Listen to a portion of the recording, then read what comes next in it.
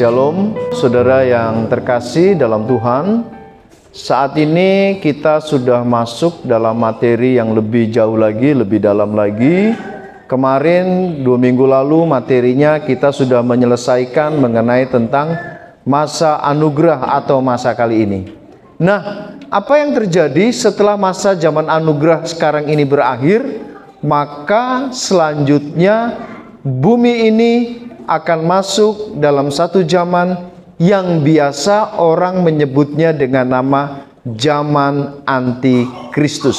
Jadi hari ini kita akan belajar tentang zaman antikristus. Apa yang ada di papan tulis ini adalah peristiwa-peristiwa yang akan kita pelajari ke depan, beberapa minggu ke depan, tentang hal-hal yang akan terjadi di dalam masa antikristus. Oleh karena itu, saudara akan sangat rugi sekali karena selama ini saudara mungkin sudah mendengar tentang antikristus, zaman antikristus, tetapi saudara bingung apa yang dimaksud dengan antikristus. Apa saja yang terjadi di dalam zaman antikristus? Kapan dimulainya masa antikristus dan kapan berakhirnya masa antikristus? Nah, kita akan mempelajarinya ini satu persatu. Nah, saudara yang terkasih di dalam Tuhan, hari ini saya akan masuk dalam penghantar masa antikristus.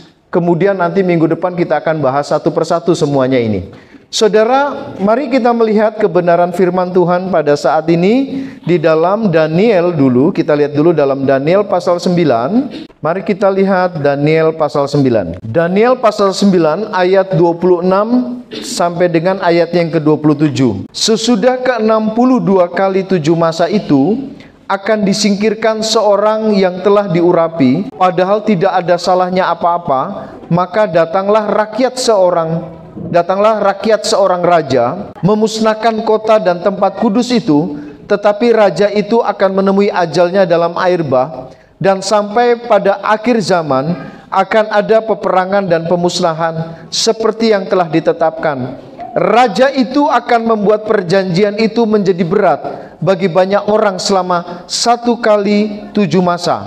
Pada pertengahan 7 masa itu, ia akan menghentikan korban sembelihan dan korban santapan, dan di atas sayap kekejian akan datang yang membinasakan sampai pemusnahan yang telah ditetapkan menimpa yang membinasakan itu. Saudara yang terkasih dalam Tuhan, sekali lagi saya mau ingatkan, hari ini kita ada dalam zaman anugerah atau dalam masa anugerah. Kapan masa anugerah ini berakhir?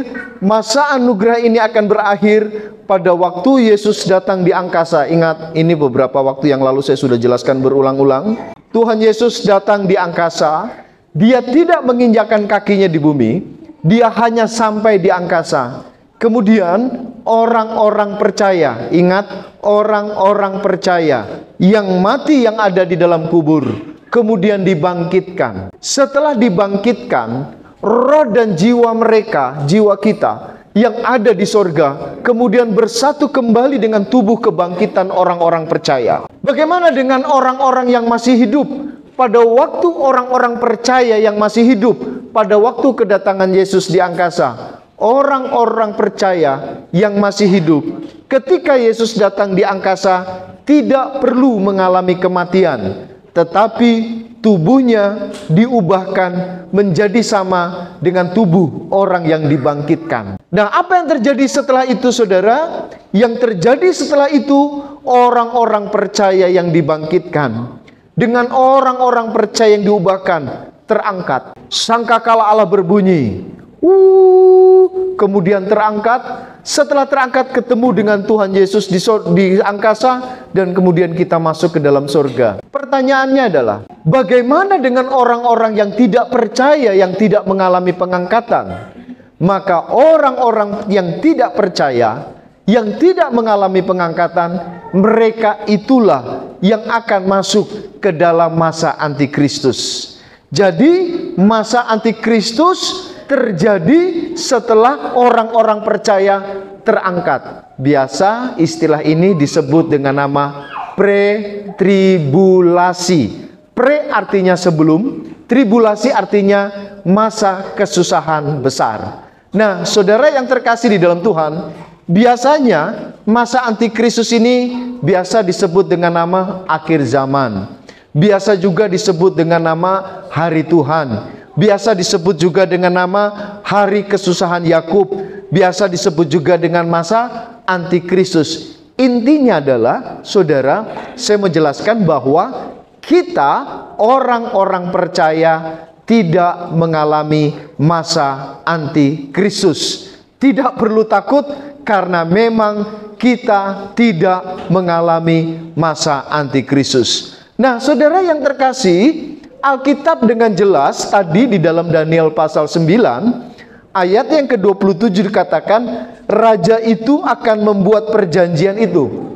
Kata raja itu, raja yang dimaksudkan di sini adalah antikristus. Raja itu akan membuat perjanjian itu menjadi berat bagi banyak orang selama 1 kali 7 masa. Nah, saudara, berulang-ulang dalam Daniel pasal 9, dalam Matius pasal 24, di dalam kitab Wahyu dikatakan bahwa masa antikristus hanya berlangsung 7 tahun. Sekali lagi, masa antikristus di bumi hanya berlangsung selama 7 tahun. Masa antikristus 7 tahun ini terbagi dua, sehingga saya membelahnya menjadi dua, 3,5 tahun yang pertama dan 3,5 tahun yang kedua. Sekali lagi, masa antikristus hanya berlangsung 7 tahun. Masa antikristus ini akan terbagi dua, 3,5 tahun pertama dan 3,5 tahun yang kedua. Nah, saudara, ini bukan kronologisnya, tetapi ini adalah peristiwa-peristiwa yang akan terjadi di dalam masa antikristus, baik di 3,5 tahun pertama dan 3,5 tahun yang kedua. Saudara yang terkasih di dalam Tuhan, di 3,5 tahun yang pertama yang akan terjadi adalah akan ada penampakan si antikris mulai kelihatan. Siapa antikris ini? Ke depan kita akan jelaskan, saya akan jelaskan, kita akan belajar secara spesifik. Nah, saudara, nanti tanda-tanda akhir zaman masuk di antikris ini, bahwa bumi ini di dalam Daniel pasal 9, pasal 12 dan sebagainya dikatakan dalam mimpi dan mimpi Nebukadnezar dan mimpi-mimpi yang lainnya mengatakan bahwa nanti, ya maksudnya di kitab Daniel ya, nanti bumi ini akan dikuasai oleh 10 presiden, atau dalam bahasa Alkitab 10 raja. Dari 10 raja ini, 10 presiden ini kemudian mendelegasikan kepada ketiga presiden. Pada akhirnya bumi akan dikuasai oleh 3 presiden. Nah, 3 presiden ini mewakili 3 negara. Dari ketiga negara ini, salah satu negara akan muncul satu pemimpin yang bukan dari 3 pemimpin ini. Satu pemimpin ini pada akhirnya akan mengalahkan 3 pemimpin ini. Nah, satu pemimpin yang mengalahkan 3 pemimpin ini, dialah yang kita sebut si antikristus. Jadi ingat, antikristus bukan setan. Antikristus adalah manusia. Kemudian seluruh kekuatan setan, seluruh kekuatan iblis akan diberikan, akan didelegasikan kepada antikris, sehingga nanti antikris akan menguasai seluruh bumi. Dia akan menguasai sosial, politik, dia akan menguasai ekonomi, dia akan menguasai budaya. Bahkan di dalam kitab Wahyu nanti kita lihat antikris mampu mengubah waktu. Saudara, akan nampak penampakan antikris. Kedua, antikris di dalam Daniel pasal 9 ayat 27 yang kita baca tadi, nanti kita akan lihat, akan kita pelajari satu persatu bahwa sebentar masa antikris akan ditandai dengan, dalam kitab Lukas dikatakan bahwa Israel akan diserang. Israel akan mengalami kekalahan dari negara-negara yang ada di sekitarnya. Israel tidak bisa berbuat apa-apa. Israel pada akhirnya tidak mampu melakukan pembelaan diri. Dan karena Israel tidak mampu melakukan apapun, tidak mampu melakukan pembelaan apapun, pada akhirnya Israel meminta bantuan kepada antikris sebagai penguasa dunia pada waktu itu. Perhatikan, Daniel pasal 9 ayat 27 berkata begini, raja itu akan membuat perjanjian itu menjadi berat bagi banyak orang selama 1 kali 7 masa. Pada pertengahan 7 masa itu ia akan menghentikan korban. Apa yang dimaksudkan dengan perjanjian di situ? Yang dimaksudkan dengan perjanjian di situ nanti kita akan kaitkan dengan konteks lainnya, bahwa Israel ketika mengalami kekalahan, terhimpit dari negara-negara lainnya dan tidak berdaya, akhirnya Israel meminta bantuan. Akhirnya terjalinlah kerjasama antara negara Israel dengan antikris selama 7 tahun. Oke, bisa paham? Setelah perjanjian itu ditandatangani oleh kedua belah pihak, maka disitulah dimulainya masa antikristus. Amin. Selanjutnya, apa yang terjadi? Perhatikan tadi kerjasama 10 negara saya sudah jelaskan. Sistem agama baru dan palsu. Nah, di dalam masa antikris ini, saudara, ada 2 tokoh penting di dalam masa antikristus. Yang pertama si antikristus sendiri, yang kedua nabi palsu. Ya, antikristus akan menguasai di bidang sosial, politik, ekonomi, dan kebudayaan. Sementara nabi palsu, dia akan memimpin sebuah agama yang baru. Sama sekali baru. Kalau dibilang agama apa, hari ini belum ada. Karena memang akan diciptakan sebuah agama yang baru dan palsu, dipimpin oleh nabi palsu, pusat penyembahannya kepada antikris. Sehingga nanti, sekali lagi, sehingga nanti si nabi palsu akan membuat patung yang besar, dan patung ini akan ada di seluruh dunia. Tapi ada satu patung yang besar, di mana patung ini bisa bergerak, bisa hidup, bisa melakukan aktivitas, di mana nabi palsu punya kuasa yang luar biasa. Nah, perhatikan, seluruh orang-orang di muka bumi dipaksa untuk menyembah kepada patung yang berbentuk patung antikris ini. Kalau dia sudah menyembah kepada patung itu, maka dia akan dicap, dimatrai, baik di lengan dan di dahinya dengan angka 666 atau 666. Kalau sudah dicap angka 666, baik di lengan dan di dahinya, maka kitab Wahyu mengatakan bahwa dia sudah minum anggur murka Allah, maka namanya tercatat di dalam neraka. Jadi saudara yang terkasih di dalam Tuhan, kemudian bait suci akan dibangun kembali. Salah satu tanda awal daripada masa antikristus adalah bait suci di Israel akan dibangun kembali. Bait suci yang pernah dirobohkan, yang pernah diruntuhkan, akan dibangun lagi. Jadi perhatikan baik-baik. Kalau di Israel, kemudian pembangunan bait Allah sudah dimulai, dan pembangunan bait Allah dikerjakan kembali sebagai pusat peribadatan orang Yahudi, maka akan nampak dengan jelas bahwa masa antikristus akan dimulai. Hari kiamat akan dimulai. Kemudian saudara yang terkasih di dalam Tuhan, apa yang terjadi?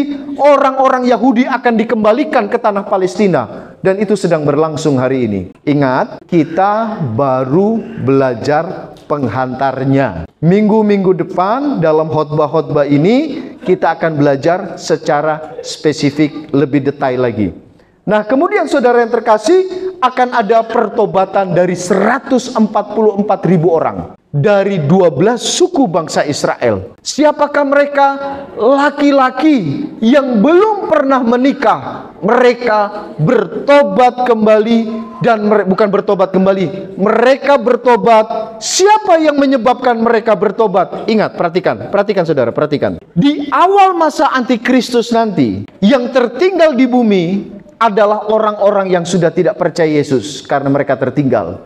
Sebab tadi saya katakan, orang-orang percaya Yesus sudah di apa saudara? Yang tidak percaya tertinggal. Nah saudara, di awal masa antikristus, Tuhan mengutus 2 saksi, 2 nabi, Musa dan Elia. Sekali lagi, di awal masa antikristus, Tuhan akan mengutus 2 saksi, 2 nabi, yaitu Nabi Elia dan Nabi Musa. Untuk apa Tuhan mengutus mereka berdua ke bumi? Untuk kembali mewartakan kabar berita Injil kepada orang-orang yang tidak percaya di bumi pada waktu itu. Kemudian mereka datang di Yerusalem sebagai pusat pemberitaan Injil mereka. Di pemberitaan Injil ini akan ada 144.000 orang bertobat, percaya kepada Yesus. Untuk apa 144 orang ini bertobat?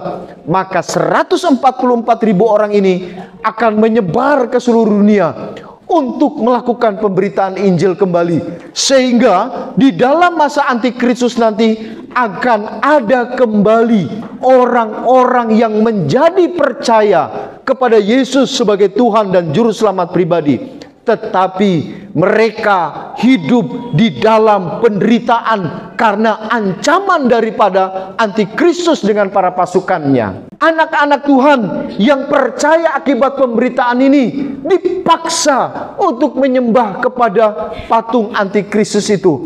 Kalau mereka tidak mau menyembah, maka kepala mereka dipenggal, mereka dibunuh, mereka akan dihabisi, mereka akan mengalami penderitaan aniaya karena mereka tidak punya cap angka 66 di lengan dan di dahi. Ingat, cap angka 666 pada zaman masa antikristus adalah angka seperti barcode untuk melakukan transaksi ekonomi. Semua transaksi akan ada di lengan dan di dahi. Kalau tidak punya angka di lengan dan di dahi, angka 66 di lengan dan di dahi, maka anak Tuhan tidak bisa melakukan transaksi apapun.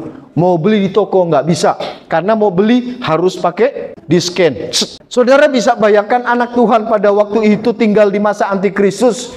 Ada ibu punya anak yang sakit, masih bayi, mau masuk rumah sakit, nggak bisa. Kenapa nggak bisa? Karena tidak ada barcode, tidak ada cap, sehingga mereka tidak bisa melakukan apapun. Mereka sangat menderita, mereka kelaparan, karena mereka tidak bisa melakukan transaksi ekonomi. Ujian mereka begitu berat, sehingga banyak anak-anak Tuhan yang mempertahankan imannya di zaman itu. Mereka dibunuh, mereka dipenggal, sehingga di dalam Wahyu pasal 20 dikatakan bahwa mereka setelah masa antikristus, orang-orang itu akan dibangkitkan. Nanti kita akan pelajari satu persatu. Saudara yang terkasih di dalam Tuhan, perhatikan baik-baik. Perhatikan. Kalau saudara membaca dalam kitab Wahyu, ngeri ya, menakutkan sekali. Gak usah takut, karena peristiwa di kitab Wahyu itu tidak terjadi atas kita. Kenapa tidak terjadi atas kita? Karena peristiwa yang mengerikan yang terjadi di dalam masa antikristus adalah di dalam kitab Wahyu, itu adalah peristiwa yang terjadi di dalam masa antikristus, sementara kita tidak mengalami itu. Bisa paham? Nah, di dalam masa antikristus itu akan ada dua kemurkaan yang dicurahkan ke bumi. Sekali lagi, di dalam masa antikristus akan ada dua murka yang dicurahkan ke bumi. Pertama, murkanya setan kepada orang-orang tidak percaya yang didelegasikan kepada antikristus. Dan yang kedua, ya tentu antikristus, setan melalui antikristus akan menyiksa orang tidak percaya. Dan murka yang kedua adalah murka Tuhan yang akan dicurahkan ke bumi kepada orang-orang yang tidak percaya, yang lebih memilih untuk mengikuti antikristus. Nah, kalau saudara membaca di dalam kitab Wahyu, ada tiga macam murka yang Tuhan curahkan ke bumi. Pertama, 7 materai. Materai pertama, materai ke-6, itu akan ada penderitaan. Setiap materai dibuka, penderitaan. Setiap materai buka, penderitaan. Setiap materai buka, penderitaan.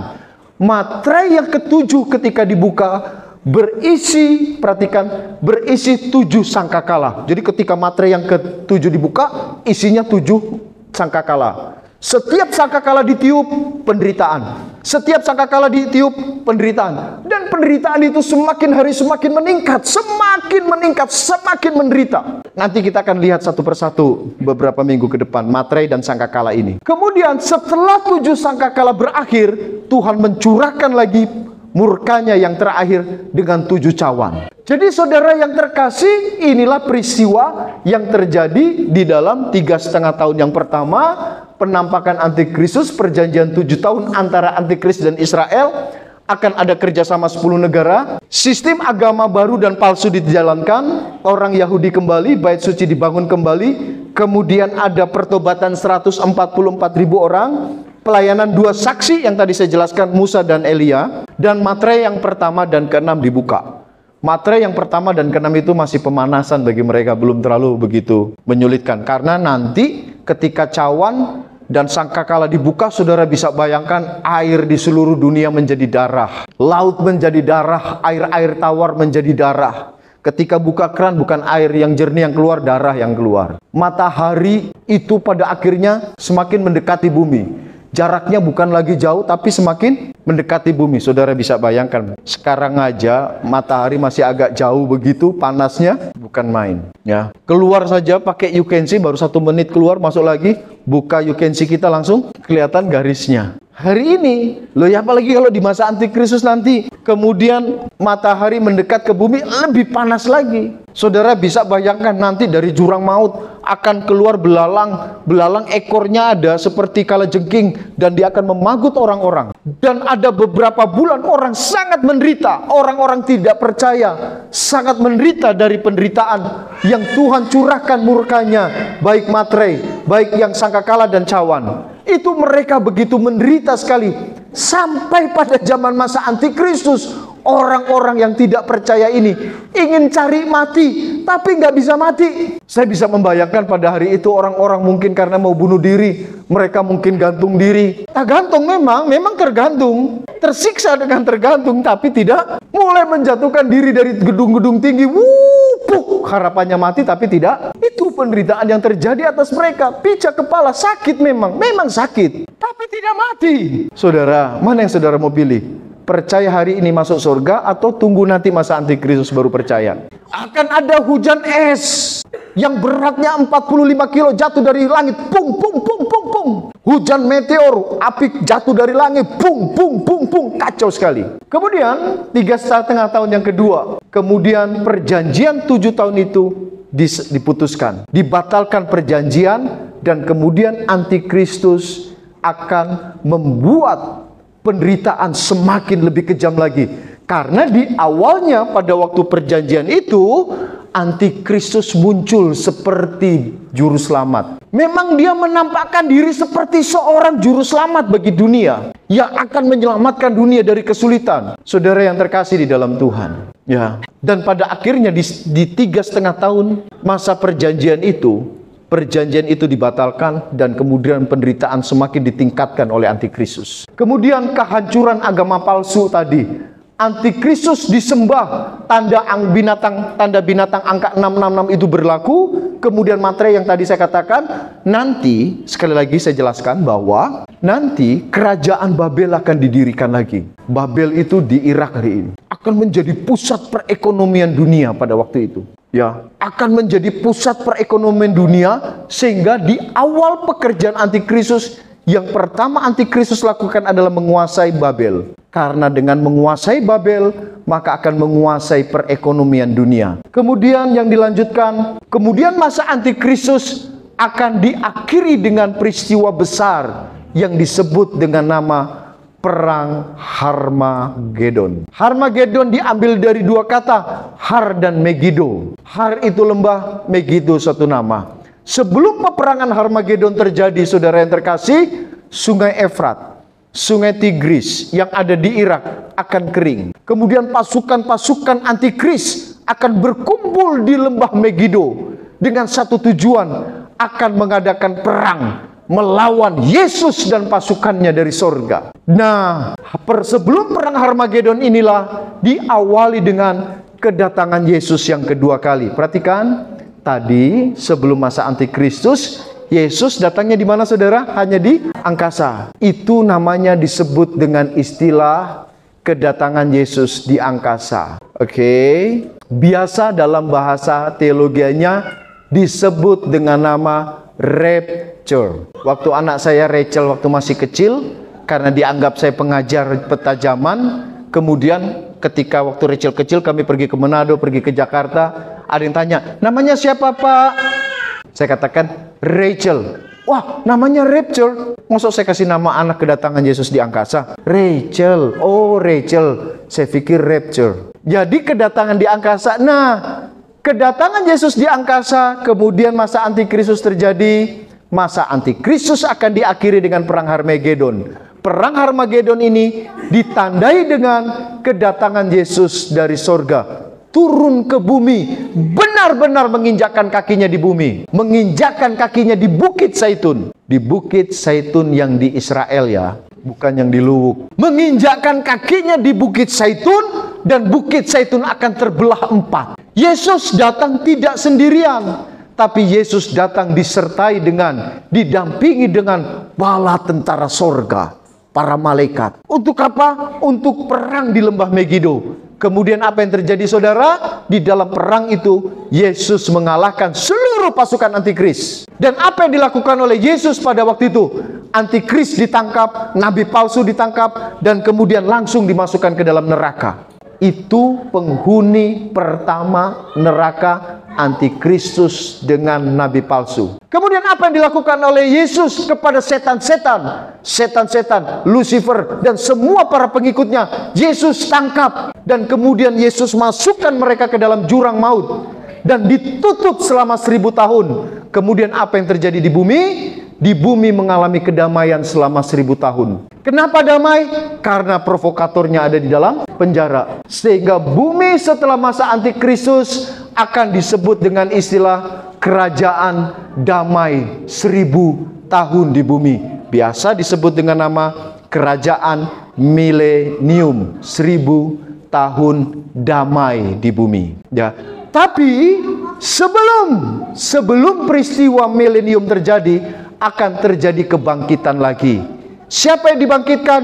Orang-orang percaya yang belum dibangkitkan pada waktu kedatangan Yesus di angkasa. Orang-orang yang mati di dalam masa antikristus, yang dipenggal kepalanya, mereka bangkit. Untuk apa mereka bangkit?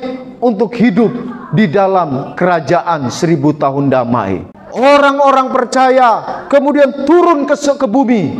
Saudara yang terkasih di dalam Tuhan, kemudian akan terjadi kehidupan damai 1000 tahun. Tapi nanti kita akan bahas ini satu persatu. Saudara yang terkasih di dalam Tuhan, saudara yang terkasih dalam Tuhan, saya berharap saudara terus mengikuti pelajaran ini agar saudara memahami, mengetahui tentang materi ini, agar kita tidak kebingungan ketika kita membaca Alkitab.